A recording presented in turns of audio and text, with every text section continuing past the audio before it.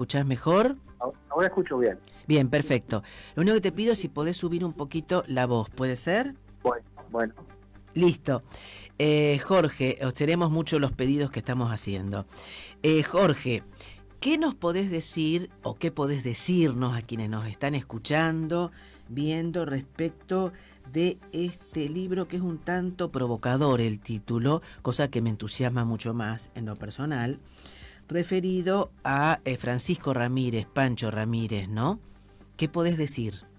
Bueno, el título sí, como decís, en algún punto es provocador. El Supremo, héroe o traidor. Ajá. La verdad que Ramírez es uno de los caudillos más representativos de la provincia, junto con el general Urquiza. Pero para muchos entrerrianos que desconocen la historia, no saben que Ramírez fue un general de Artigas, general de Artigas.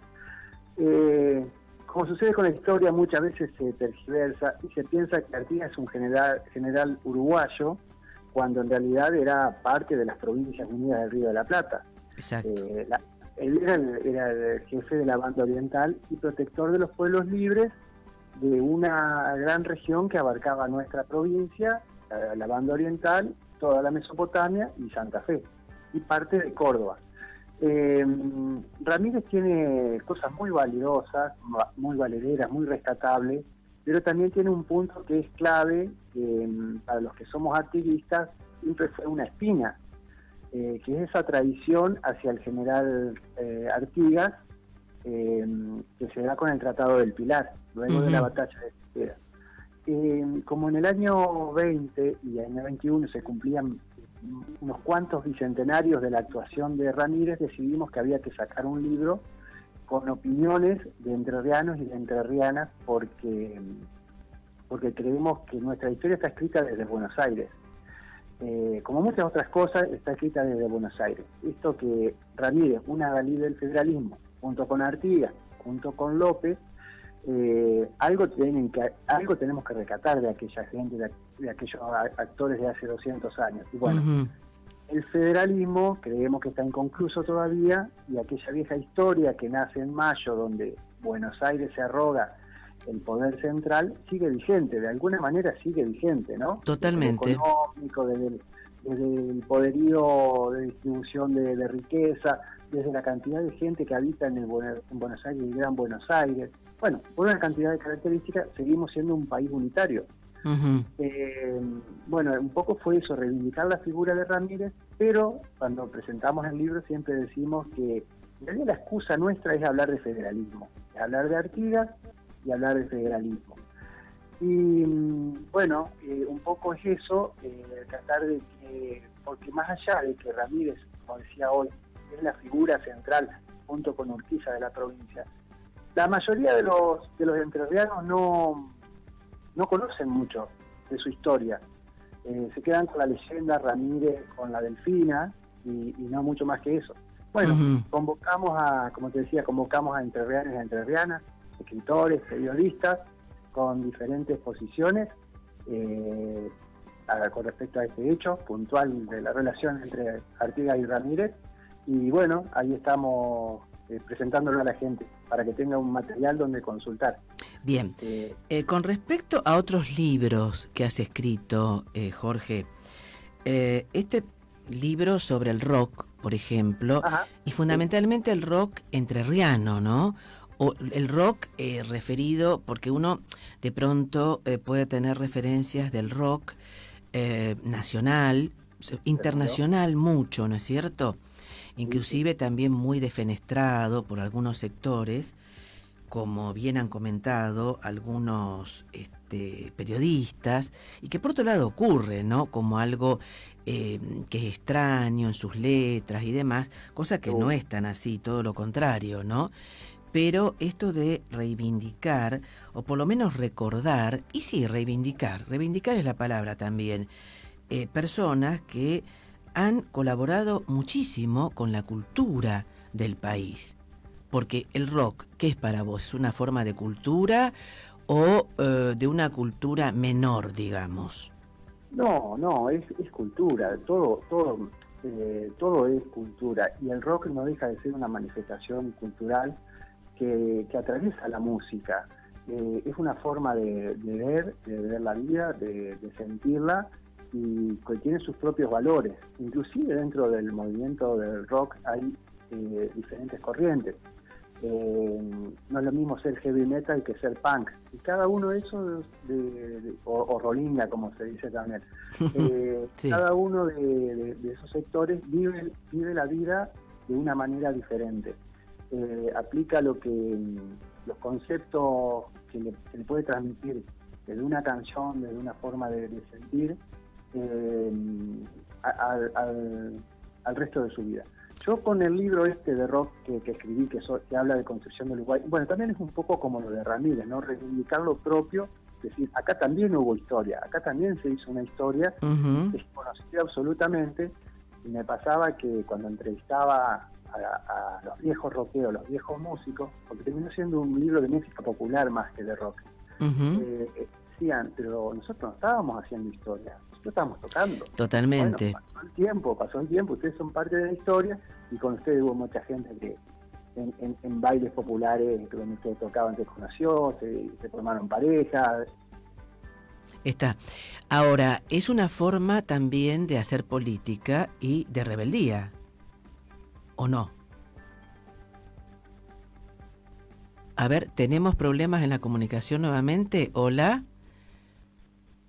¿Nos escuchás, Jorge? Evidentemente está en una zona en donde hay ciertas deficiencias en la comunicación. Espero que nos logre escuchar nuevamente y podemos retomar entonces el diálogo. Parece que estos dos últimos programas estamos teniendo problemas, pero bueno, ya los vamos a ir superando. Aclaro que esto ya no es de la radio, sino de las personas que están conversando, dialogando con nosotros, y por lo tanto quizás en una zona más abierta y demás hay ciertos problemas en las comunicaciones, porque no nos ha sucedido nunca. Estamos tratando de nuevamente tener en línea a Jorge. Jorge, justamente la pregunta era referida antes del corte que parece que ahí hubo algo en el espacio que no quería, la relación entre rock y política. Claro, justamente creo que no salió nada entonces. No, lo que decía es que hay bandas, grupos que han hecho denuncias sociales tremendas, ¿no? Uno Los Redondos, Hermética, al mismo Charly García en su momento, León Gieco, asumen posiciones políticas y la gente las toma. Hablemos, por ejemplo, un convecino nuestro que murió en Rosario en 2001, Pocho Leprati. León al tomar la figura de Pocho, lo eleva a una categoría de conocimiento público y hace que mucha gente se pregunte quién fue este muchacho, qué hizo, por qué lo mataron. Y entonces también el rock es un compromiso. Obviamente que hay otra música dentro del movimiento que es bailable, es pasatista, pero lo que lo diferencia a esto es que es rupturista con el sistema. En algún punto, tampoco es revolución, es rupturista y reformista. No, desde ya, pero es una forma de revolución, porque por eso pienso, no sé si coincidirás conmigo, Jorge, que molestó tanto a ciertas personas del establishment, o bueno, del sistema, ¿no es cierto? Por supuesto. Bueno, eso arranca desde sus primeros tiempos y después se va renovando en sí mismo. Cada vez que se iba renovando, iba molestando. Entonces, cuando se ayornaba o se aburguesaba el rock, salía una nueva corriente que venía a reemplazar la anterior. Hoy se dice, por ejemplo, que los traperos, estos chicos que hacen música nueva, distinta, es el nuevo rock que viene a reemplazar a lo viejo. Y en algún punto puede ser que vengan a decir cosas, pero en realidad vienen a decir lo que los chicos de 15, 16, 17 años necesitan escuchar. Claro. Un Charly es un anciano para ellos, porque nosotros escuchamos una persona de 70 años. Claro. Difícilmente lo pueda representar. Entonces estos chicos dicen, y hay un muchacho, por ejemplo, como Woz, que yo lo conocí hace poco, y es bueno, es el gieco de esta época, por decir las cosas que canta, ¿no? Entonces se va renovando todo el tiempo. Y lo han dado por muerto tantas veces que no va a suceder, va a seguir manteniéndose. Bien. Jorge, con respecto también a otros libros que has escrito, referidos, por ejemplo, a personas que han intervenido en política en Concepción del Uruguay, que han sido parte de la política, no solamente de Concepción y de la provincia de Entre Ríos, del país, como bien vos lo dijiste, ¿no? Que sigue siendo unitario, nos guste o no, lamentablemente, pero esa es la realidad, ¿no? En muchos aspectos. Recordá, por favor, cuál es el título y sobre qué. Mi primer libro, cuando yo me puse a escribir ya de grande también, ¿no? Que hace unos 10 años. Bueno, tanto como grande, sí, más o menos. Podría haber empezado antes, bueno, pero bueno, es el momento donde se inicia, ¿no? Fernández y Brizuela. Son dos concejales olvidadísimos, completamente olvidados, que bueno... Recordá, por favor, los apellidos, Jorge, ¿cómo? Fernández y Brizuela. Bien. Raúl Fernández y José Electo Brizuela. Bien. Dos concejales de Concepción del Uruguay que fueron expulsados del Colegio Nacional por el gobierno de Agustín P. Justo. Ajá. Y bueno, hubo manifestaciones, en las páginas de La Vanguardia se refleja todo eso. El pueblo salió a la calle a pedir por ello, por la injusticia de la que se trataba.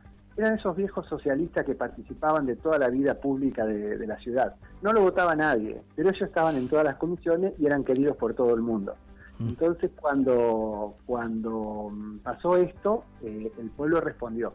Con un detalle de estos dos concejales que a mí me llamó mucho la atención. Bueno, primero que fueron profesores en el colegio que yo estudié, el Colegio del Uruguay, fundado por Urquiza, con toda esa mística que tiene ese colegio. Y segundo, que eran artiguistas, cosa muy difícil de ver en el Partido Socialista, que tenía una tendencia más unitaria, más centralista, más mitrista, digamos. Y estos dos personajes, si bien uno era catamarqueño, reivindican a Artigas desde el punto de vista que yo personalmente lo venía viendo a Artigas, y me encuentro con estos dos personajes que 40, 50, 60 años atrás hacían lo mismo, por supuesto con otro nivel que el mío, ¿no? Pero eso me llamó mucho la atención y bueno, tiré un poquito el hilo para ir descubriendo estos dos personajes. Inclusive Fernández tiene toda una cantata, una payada al Federal, que se llama así, que es un libro que se editó post-mortem. Bueno, la rescaté, la encontré y la publiqué en el mismo libro como para que no se vuelva a perder, digamos. La encontré medio perdida y en una biblioteca arrumbada y bueno, la reeditamos dentro del mismo libro. Bien. Así que estos son los dos personajes que empecé. Bueno, ahí me coincidían las tres características mías, ¿no? Ser socialista, estudiar en el Colegio del Uruguay y ser sobre todo artiguista. Así que estaba a pleno con ese libro. Claro. De hecho, aclaro que La Vanguardia es el periódico en su versión digital o en su versión escrita del Partido Socialista. Históricamente fue así, ¿no es cierto? Jorge, ya para terminar, ¿no? ¿Cuál sería muy rápidamente, cuál sería tu impresión de lo que está sucediendo, ocurriendo en el país a nivel político en estos momentos? A nivel político en general en la República Argentina. Bueno, la verdad que es tan amplia la pregunta, ¿no? Por supuesto, sí, la verdad que sí. Lo que estoy sintiendo en este momento, no estoy militando ni participando, pero desde afuera, desde viendo desde lo político, lo que está sucediendo, esta división tan grande que tenemos entre los argentinos, entre dos bloques que no se pueden poner de acuerdo y no hay una tercera opción que supere esta. No veo nada positivo y solamente veo acuerdos para lo negativo. Por ejemplo, la firma del tratado ahora con el FMI. Con el FMI. Con el FMI, que uno de los partidos o de los frente, como fue Cambiemos, aceptó una deuda nefasta que te condena, y el otro lo termina legalizando. Exacto. Cuando uno espera que alguien se levante, alguien se oponga, teniendo en cuenta que hemos tenido patriotas como Alejandro Olmos, que denunció la deuda externa y nadie le dio ningún interés, ¿no? Digo, porque la deuda es fundamental para esperar un crecimiento de un país que tiene el 50% de pobreza, donde los chicos pasan hambre, un país inmoral, donde no se escatima recursos para entregar la minería, para no entregar la riqueza petrolera. Bueno, la deuda interna, como una vieja película se llamaba, es con la gente, con los jubilados, con los chicos, sobre todo con las escuelas, y yo no veo que este gobierno reaccione a todo eso. La verdad que cada vez que hay un cambio de gobierno uno espera que haya algo, ¿no? Allá de que uno no lo vote, que apunte a reivindicar. Y no Bien. se ve un cambio, para nada. Al contrario, estamos en los últimos 2 años, más los del gobierno anterior, no venimos para nada bien, y los problemas se han acentuado críticamente, sumado a la pandemia, que también la pandemia está en todo el mundo y no todo el mundo está con nosotros. Desde ya. El problema. Bien. Jorge, tenemos que Soy pesimista. No, está bien, tenemos que dar por finalizado, pero bueno, estaremos en comunicación y por supuesto esperemos que tus libros, eso después los conversaremos, estén muy pronto en Rosario y se puedan difundir. Bueno, Jorge, muchas gracias por este tiempo que nos has concedido y ya nos reencontraremos en otra oportunidad. No, por favor, gracias por la amabilidad de presentarme ahí en la Radio Rosario, y que al menos